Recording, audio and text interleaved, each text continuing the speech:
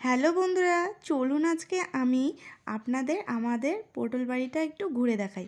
তো এখানে অনেকগুলো পটল মা ছিঁড়ে রেখেছে, কারণ কালকে এগুলো বাজারে নিয়ে যাবে। তো আমি এসেছি আজকে পটল খেতে।